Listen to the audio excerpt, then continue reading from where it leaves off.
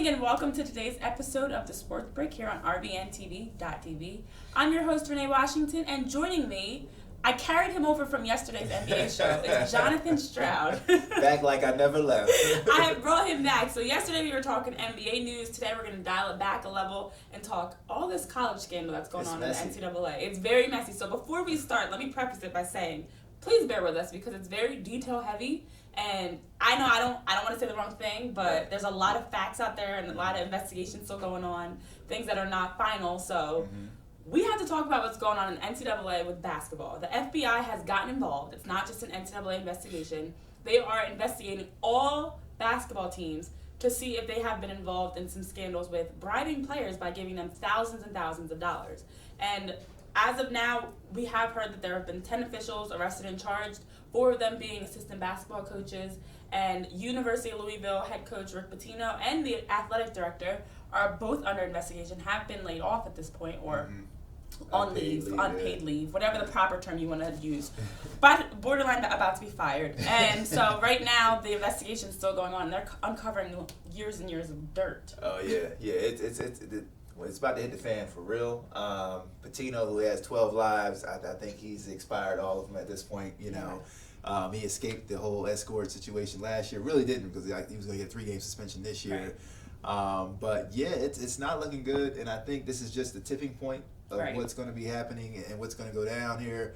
It kind of reminds me of the end of the movie Goodfellas, where Henry Hill is kind of like, you know, he's talking, and all the bosses start to come in and start to go down. So I think this is kind of the beginning. Anytime you have the FBI involved, that's when it starts to get really serious here. We're talking about prison time for some of these guys. So, you know, lawyer up. Hashtag lawyer up for these assistant coaches. But yeah, I mean, but for real, it's nothing that we didn't already know. I mean, this is really kind of something that's been going on for a long time. Yeah. College players, especially in college basketball and, you know, college football as well, players getting paid. And so, I mean, now it's just got to the point where, you know, you have this wiretapping stuff going on. Exactly. And it's just like, it's not looking good for a lot of these teams. Yeah. So, to be exact, we have Oklahoma State Lamont Evans, one of the 4 assistant coaches. We also have USC's Tony Bland, Auburn's Chuck Person, and Arizona's Emmanuel Book Anderson were 4 of the assistant coaches that have been included in this investigation so far and have been suspended by their schools and under investigation. So it's beyond just Louisville, but you do mention Louisville has been getting in trouble in the past. And in 2015 it started where an escort is the proper term, prostitute, wrote this tell-all book about how the University of Louisville coaching staff, and it wasn't exactly sure who at the time, but it came out that it was an assistant coach, was paying escorts to pleasure or for their services for recruits, players, and even some of their families. I heard some dads were involved in this too. Yeah. Dads are getting involved? Dads are getting involved. I don't know who, I don't know how many, I'm not going to say any names, but allegedly there were players, recruits, and families that were getting this service as a way to encourage them to come to Louisville. And Pitino got out of that. He was supposed to be suspended this year, but as of this past summer, he was supposed to be suspended for 3 games for this upcoming season. And just when he thought he was out of dodging that bullet, this comes out. Yeah, and I guess it ain't no fun if the dads can't have it, man, you know. But yeah, it's Pitino, this guy, he's an OG, and I mean, it's just, you know, he's kind of tried to. At the beginning of this, he was saying, you know, he's not involved. He was taking a step back, and, you know, this is, you know, I don't know anything. And it's like, come on, Tino, how much stuff do you not know about what's going on at the program that you're running with these kids? So I think that when there's smoke, there's a lot of fire here. And I think his coaching career, unfortunately, is over with. So he can start looking back at the NBA if he wants to get back involved with coaching, because I think it's it from as far as college is concerned. They've already got him on unpaid leave. I think there's some type of stipulation where they have to do that before they can actually fire him. Like there's like 10 days or something. I've heard something like that. So, but I don't think he's going to be the only one, you know. Right. And there was Bruce Pearl, who's already been involved and had issues before. So there was his school that was also brought into this. So, like I said, it's not looking good, but I mean, it also goes back to that old age argument of should you pay players or college athletes. So I think we'll be getting back to that again, getting to that argument again. Because as you know, college athletes, I mean, they really, people talk, you get the scholarships, you get the meal ticket, but these people still can't scratch two nickels together at the end of the day. And I think that's a good point you make, because Pitino is the highest paid coach across Division I, and the athletic director, Tom Jurek, is the highest paid athletic director. So here you have two guys that are making six figures at the university because of the success of Louisville, but that success is behind their players. Right. And yes, they may have been doing things illegally to get those players into the school, but the question is, are the universities the ones that are the victims, the players, like who's really losing in this situation? Because you have coaches giving players thousands of dollars, yes, but the players are also bringing in billions of dollars to the university. Right. I mean, I think on one hand you have the players that are losing, because not all these players are going to make it to the professional and be pros. So that's true. At the end of the day, they're losing out because you're making a lot of money off their likeness. These these corporations such as Adidas and Nike and all those guys, and then the coaches, like you mentioned, the athletic directors, they're making money hand over fist. So a lot of times these players are, at the end of the day, the ones who do not make it are the ones that are kind of suffering and being the victim at the end of the day. Yeah, and Adidas has been involved in this investigation too. They have, as of now, suspended one of their employees because they actually had like a $1-point-something million contract with Louisville, where they were their brand, they were sponsoring them, whatever, and they now have been included because they also have been giving money to coaches to give to players. Right. And the thing is, it's not illegal for Adidas to give players money, but it's illegal for them to give it through the coaches and at the college level. But this is something that's been happening with high school players through AAU basketball, for instance, for years. Right. I mean, I know a number of AAU players that go to these tournaments. You go to the Under Armour tournaments, Adidas tournaments, whatever, and you come back with bags of stuff. So it's not just at the college level; it's all the way through. I think that's starting in high school. Yeah, I think that's the next shoe to drop is with the AAU and how those leagues are run, because those are just as corrupt in many cases as the college college athletics. So you probably look for the AAU to be investigated next, and I think that's going to be the next shoe to drop, because I mean this is going to just be a snowball effect. Starting with this report that came out this past week. Like I said, I think we're just in the beginning here. And other coaches, you might start, seeing them trying to get out in front of it. The ones who, I guess, say their hands are clean, and there might be some snitching going on around here. So it's going to get a little ugly, I think.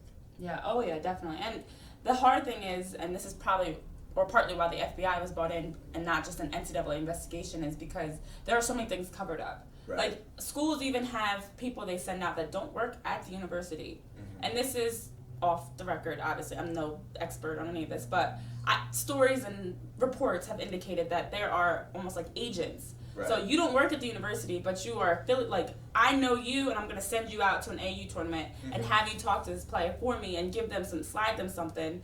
And that is a way to kind of get around the rules, but you're still breaking the rules. Right. So it's all just a wink-wink situation where it's like, here, take this, or you just give it through a third or fourth channel. So it's like it doesn't come back to you. So it's real. Messy. It is. It's an ugly situation. I mean, it's sad that it's come down to this, but it's like I said, it's nothing that we haven't known about that's been going on for a while now. So it's the FBI is involved, so it's serious now. I guess my question is, if you're a top program at football, big basketball are obviously the biggest two that we're seeing in some corruption and things like that with violating NCAA rules. How do you kind of compete with the top programs? I mean, I think you should always keep ethics first, but obviously everyone doesn't think that, since here we are talking about an NCAA scandal. Right. But there are so many rules of things you cannot do, and I remember even when I was playing Division I soccer, which is not nearly as big, there are things about what you can and can't say, how I can go get an internship, but I can't go do anything that makes me money because of my name and my affiliation with at the time LaSalle Soccer. Right. So if you're doing anything to get yourself money as a college student, God forbid, as a young adult you try to make money and you are doing anything where your name and your school's name is being put out there, it's against NCAA rules, and everything, even down to meal money, down to what you can and can't say, where you can play.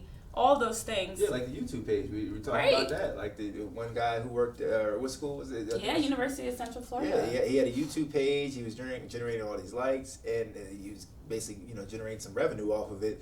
And the school basically shut it down and said you either can play or you can keep up your YouTube page. And this dude was just trying to really feed his family. So, exactly. I mean, it's just like the NCAA has their hands and everything, but they're also just collecting all this revenue on the backs of these kids. So I don't think that's, they're playing it from both sides, or they're getting it from both sides. Right. I don't think that's the right way to go about it at all. There's got to be some restructuring here of the rules and how they're, how the players are compensated. But I mean, that's going to open up a whole nother ball of wax. Because do you pay everybody in every sport? So that's kind of where it gets tricky. That is true. And I think the hard part is there are so many athletes that are involved in college sports. Right. That there's no fine line, because like a soccer player, a rower, or lacrosse, field hockey, lacrosse, like smaller sports, they're not getting as much revenue in as basketball, football, even some schools with baseball and hockey. Right. So how do you go about deciding that's who the gets fine what? line there. That's where it gets layered, and you're going to have to try to figure out what to do going forward here. Yeah, well, obviously we're no experts on NCAA, what they should do and rules and what should happen. But when we get back, we'll continue talking about some of the scandals and some things that have been said, some things that have been going on, and what we've been thinking about everything with the scandals. So after this break, we'll be back. Don't go anywhere. Love my style, I'm dancing tonight. My smile from pearly white side. Love my style, love my style. Pearly white, love your smile. From teens to grown-ups braces, they can change your life. All ages and all faces. Your smile from pearly white. Love your style, love your style. Pearly white, love your smile.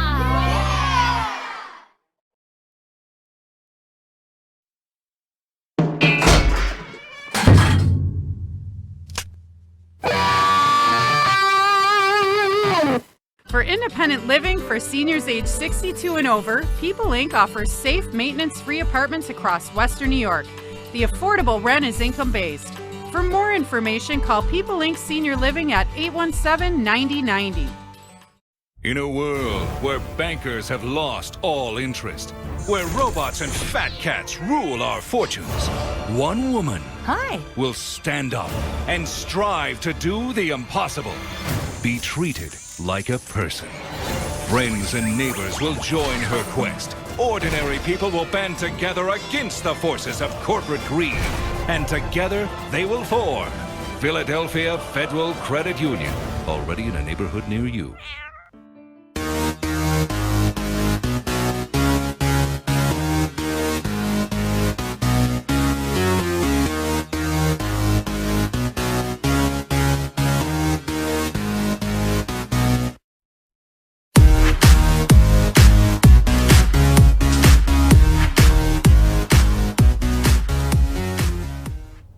Welcome back to the Sports Break here on RVNTV.tv. I'm your host, Renee Washington, and joining me in the studio today to talk NCAA fraud, corruption, and scandal is Jonathan Stroud. I brought him from our NBA Thursday shows.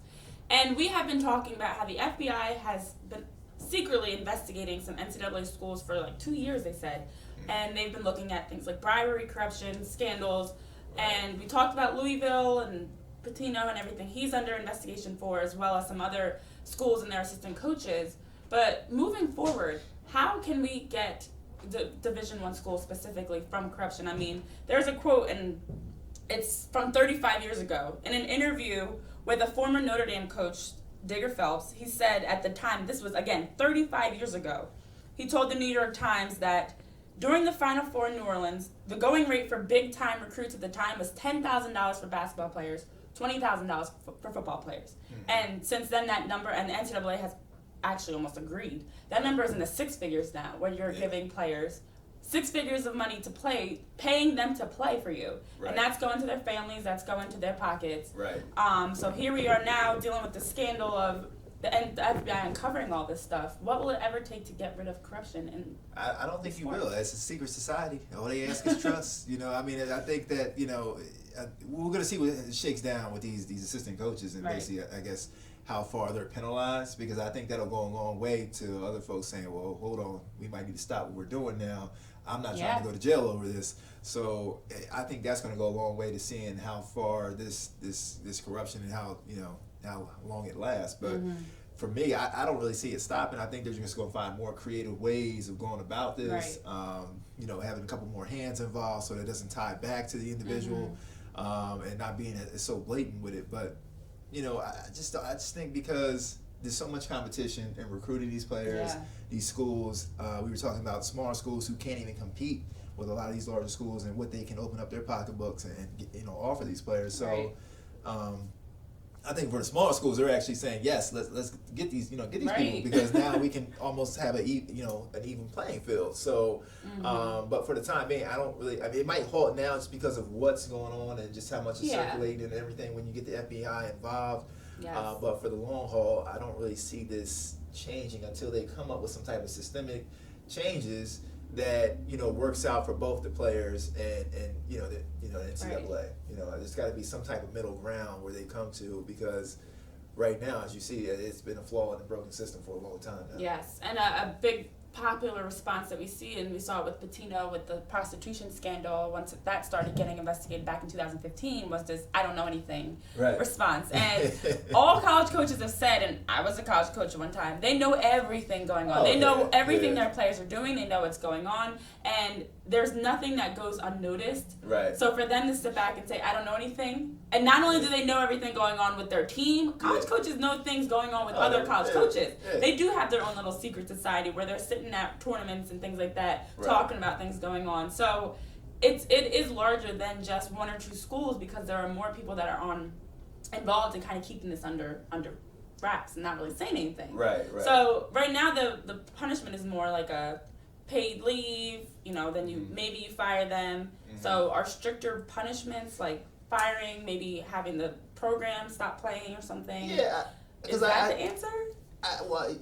They always, they're stripping titles and championships away, and I think that really doesn't do anything. Yeah. Like the whole Reggie Bush thing and stripping away his title and Heisman and everything. It's like those numbers are still in the record book. He was still actually out there playing in those games. He was the most dominant player that year in college football. So you can't really take away the highlights and it's on video. But you're basically just saying, we're going to strip you of titles and NCAA appearances. I guess what they're going to talk about doing for Louisville. So and then you have the death penalty, for these colleges and programs. So I mean, they can get stricter that way, and which is going to halt a lot of revenue when you're saying you can't be involved in the postseason, be involved in March Madness. So I think that definitely hurts the school from that standpoint. So I think that's probably the road they're going to be heading down as far as penalizing these schools more closely.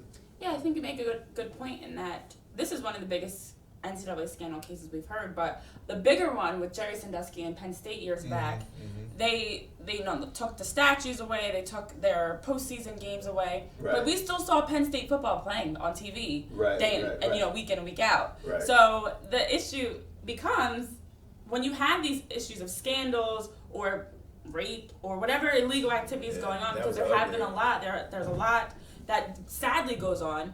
It's enough to just strip them of a postseason appearance or take their past championships, banners, things like that away. Yet you still have them playing on TV. It's kind of like if someone is charged for murder, you don't still have them walking around the streets, that's all true. In front of you, parading them like I'm still a free man, while even though I did that. Like where do we draw the line of saying you did something wrong, and if it's something extreme like a whole team being investigated for gang rape or Jerry Sandusky and Penn State, you're done. The whole program's done. Yeah, for something like that, the whole program needs to be shut down, because I mean that we're talking about a more volatile situation there when it comes down with Penn State. You just wipe out the whole program. Don't even have them playing at that point. When it comes down to this scandal, like I said, I think we're still in the beginning stages of what's really been going on in the reports that are out there. So once the facts start to unravel here, we find out what's all involved. I think that's when the NCAA is going to kind of lay down the hammer as far as penalties and say what's going to go on. And then you're probably going to have some other schools that might have been involved in corruption saying, well, hold on, we don't really want to go down that road. Look what's going on in Louisville. And before we get our names out there, let's halt the process here of our corruption. So I think it's going to be the beginning of the end for a lot of this stuff. But we still have to have all these details shake out before we can see exactly where it's going to go. That's true. And we talked on this briefly in the beginning of the show, and before we wrap it up, we'll quickly touch on it again. But as much as we talk about the NCAA and coaches, there are the students that are heavily involved in this. And these are students that are being almost used. Yeah. And I hate to use that word, but you're being used to bring all this revenue and all this excitement and all fans and sponsors and donors to the university. And you're bringing players. Not every player comes from, a bad home situation, isn't impoverished, but you have a wide variety of players that you are bringing to your school. Right. And so when you have these kids that you're using, how much of it maybe is fair that they're getting paid money from coaches to do what they do every day to help the university as a whole make money, billions of dollars. Right. And I think it's more to the forefront now with social media and just the technology we have, because you have, like back, Michael Irvin always says when he was playing, he would see his jersey out there from the Hurricanes, and the school was just using it and making all this money. And he's like, I don't even have $5 to go take a girl out on a date over here. It's like, I'm living out poor while they're just making all this money. And then you go back to the O'Bannon lawsuit where they're making all this money off the players and the video games, and how they, everything is making money off these kids and these athletes. But at the end of the day, the athletes aren't saying anything. Not, and like I said, not everybody's making it to the pros. A very small percentage of these guys that are making it to the next level. So I don't think it's fair at all for them not to receive any type of compensation when they're the ones that are driving the revenue in for the school. They're the ones that, they're getting to the postseason, the reason that everybody's screaming and cheering and wearing the gear of that school. Yes.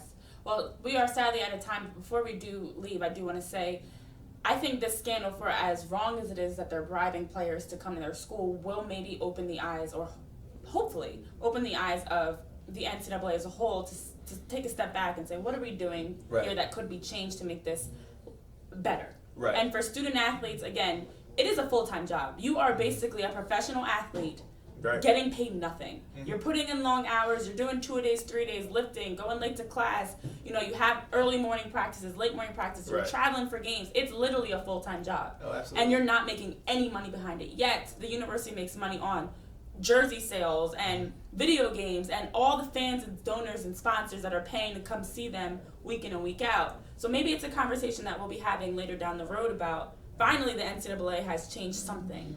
But who knows? We'll see. We can only hope. We can only hope. Again, as a former player, and you definitely can attest to this, I do think something needs to change. Oh, absolutely. It's definitely time. It's going to change. And when you get the FBI involved, changes are coming. Always. Well, that being said, thank you for joining us here on the Sports Break. As always, you can find us every Tuesday morning, Thursday morning, and Friday morning at 9 in the morning. I'm your host, Renee Washington. Joining me today, Jonathan Stroud. We hope you guys have a great weekend, and I'll see you back here on Tuesday.